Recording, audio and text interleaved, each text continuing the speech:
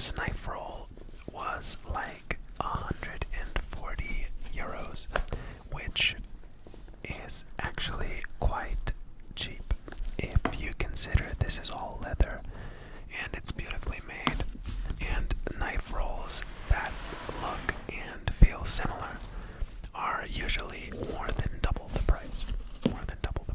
So this is a very good deal. Go and check them out if you'd like. It's a very good knife store.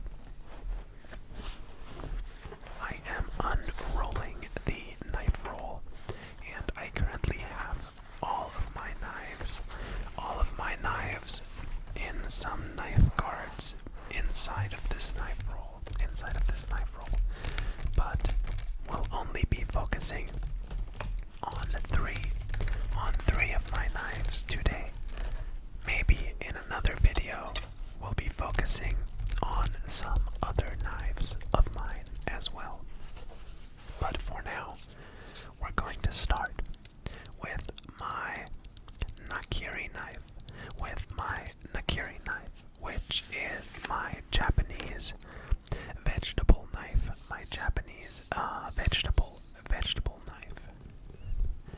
It is beautifully made. I am pretty sure it's made of Shirogami number 2 steel, which is white steel.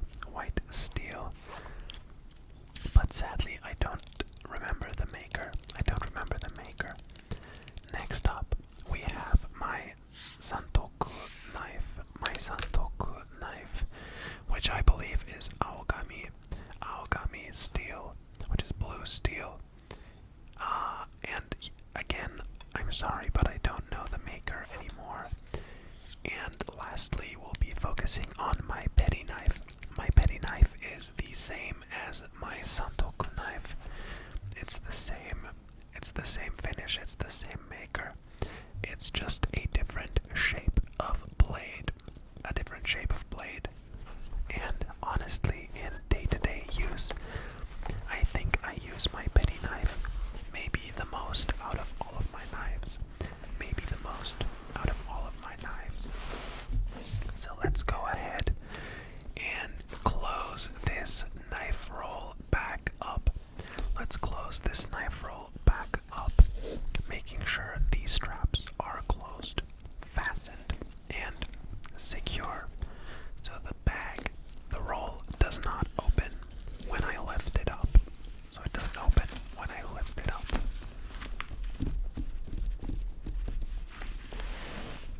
Whenever I sharpen on this whenever I sharpen my blades on this wooden table, I always lay down some saran wrap on the table. So that no water can get to the wood and damage it. So I am placing some saran wrap on the table, and I am then going to place a wet paper towel onto the saran wrap to make sure that the whetstone does not move around. We don't want the whetstone to move around on the table. This is a combination whetstone. It has one side that is 1000 grit, and it has one side that is 6000 grit. Now, I preferably would have something in between that, like a 3000 grit, or maybe a 2000 and a 4000 grit, but alas, I am stuck for now with the 1000 and 6000 grit combination stone. But at the end of May, some friends and I are going on a 2-week Japan trip,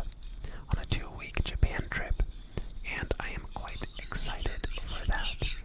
And I already have a giant list of cooking utensils that I want to purchase when visiting Japan.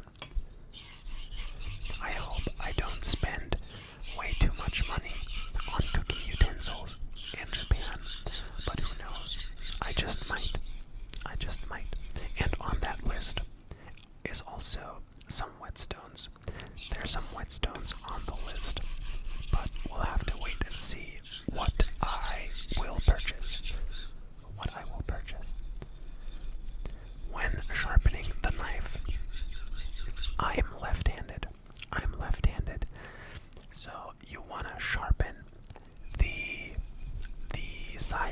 the blade that is facing away from you first.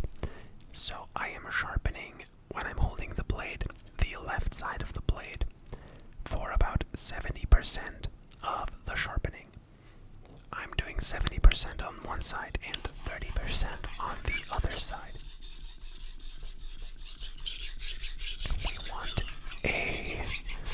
We don't want this blade to be, the edge to be 50-50. We want it to be 70-30. I heard that once, and I've done it ever since. Although, if you can disprove that that is useful, let me know, or don't do it.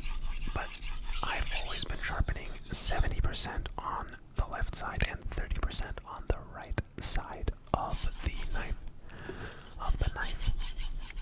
I make sure that I am keeping a consistent angle on the blade, so that the knife can sharpen as quickly as possible. And once a burr has formed, which I'm checking right here, I'm checking if there's any metal overhanging over the blade that I can feel, and I am then taking that off by turning the knife and sharpening it on that side. I am taking off the burr. And now the last step on this 1000 grit stone for this knife is to just deburr both sides. And now I'm wiping the blade dry so it doesn't rust while I move on to the petty knife. All of these knives are carbon steel. None of these knives are stainless. So as soon as you leave some water on them, or even worse, something acidic like lemon juice or a tomato juice or onion or maybe potato, the blade tends to rust very quickly. A couple of minutes and the blade will have some rust on it. So you always have to make sure that your carbon steel knives are dry or always in contact with new food that it's cutting. Here I checked if a burr has formed on this petty knife. I'm once again checking and turning the blade over, making sure to keep a consistent angle of about 15 degrees. But I always just wing it. But I think I'm pretty consistent with my angles. I'm pretty consistent, I do believe. I'm pretty consistent with my angles. So I'm once again checking for a burr, and then deburring this petty knife. Deburring the petty knife on both sides before we can move on to the other side of the whetstone, to the 6000 grit, because my Nakiri knife is actually quite sharp and thin already, so I'm not going to use the 1000 grit side of the stone on the Nakiri knife. I am flipping the whetstone over to its much softer 6000 grit side, and starting off with sharpening the vegetable knife,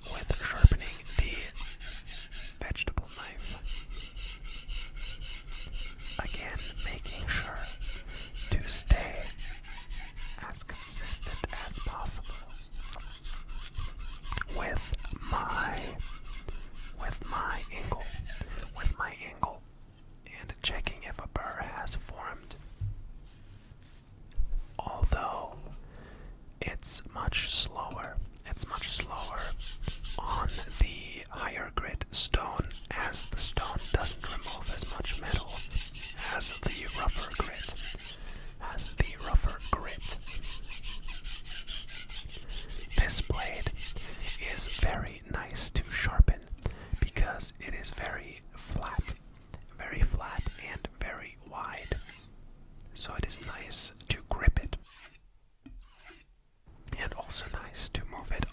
side along the whetstone. It's nice to move it along the whetstone.